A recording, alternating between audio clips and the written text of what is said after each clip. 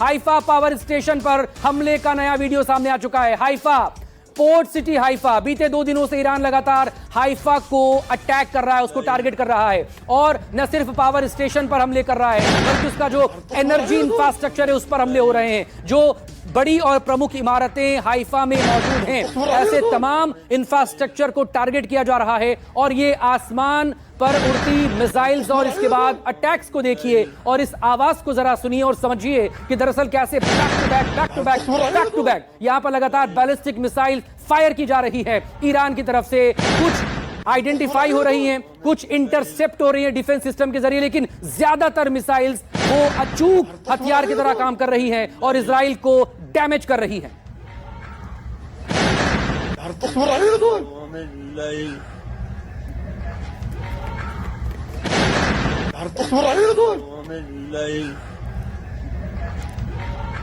लगातार brigadier Dahiya, Israel ने शायद सोचा नहीं था कि इस तरह से लगातार ईरान के साथ उसकी ये जो वॉर है, ये जंग जो शुरू हुई थी शुक्रवार की सुबह, वो सोमवार तक एंटर करेगी। आगे कहां जाकर रुकेगी बड़ा सवाल है। लेकिन ब्रिगेडियर दहिया, रात भर में जब फ्रेश अटैक्स हुए हैं उसमें एनर्जी पावर को लगातार एनर्जी इंफ्रास्ट्रक्चर को निशाना बनाया जा रहा है। एक दूसरे की जो इंपॉर्टेंट बिल्डिंग्स हैं उन्हें चिन्हित कर टारगेट यहां पर किया जा रहा है।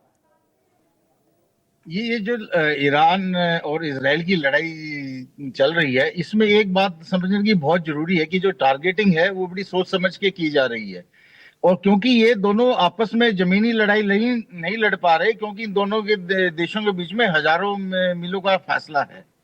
और जहां तक कि ईरान के जो सक्सेसफुल अटैक हुए हैं तेल अवीव के ऊपर, इसको भी अगर आप इजरायली एयर डिफेंस की एक कमी समझी जा सकती है, क्योंकि ये जो ईरान अभी जो इस्तेमाल कर रहा है वो है हाइपरसोनिक मिसाइल्स कर रहा है और उसको इंगेज करना जो आयरन डोम जैसे एयर डिफेंस के हथियार है वो उनकी काबिलियत के बाहर है। अभी तक इजराइल पे जो हमले हो रहे थे हमास या हजबुल्ला की तरफ से, वो सिर्फ रॉकेट्स वगैरह लॉन्च किए जा रहे थे, तो उनको आयरन डोम बड़ी बखूबी से उनको बर्बाद कर रहा था और बड़ा सक्षम एयर डिफेंस लग रहा था इजराइल का। लेकिन ये एक फ्रेश चैलेंज है, एक ये नया चैलेंज है और ये ईरान की बड़ी सोची समझी रणनीति है कि वो जो सुपरसोनिक हाइपरसोनिक मिसाइल्स का इस्तेमाल कर रहा है, क्योंकि उसके पास यही विकल्प है। उसके अलावा क्योंकि जो उसके जो एयरक्राफ्ट हैं वो इतने तकनीकी तौर से इतने मजबूत नहीं है और उनको एयर स्पेस यूज करने की भी एक बहुत बड़ी दिक्कत है। एयर स्पेस यूज करने की इजाजत नहीं। रास्ते में लगातार अलग अलग जगहों पर मिलिट्री बेस तैयार हैं। बाकी जॉर्डन से लेकर बाकी अगर सीमा को उसको क्रॉस करना होगा तो वहां उसके सामने एक बड़ा चैलेंज होगा। लेकिन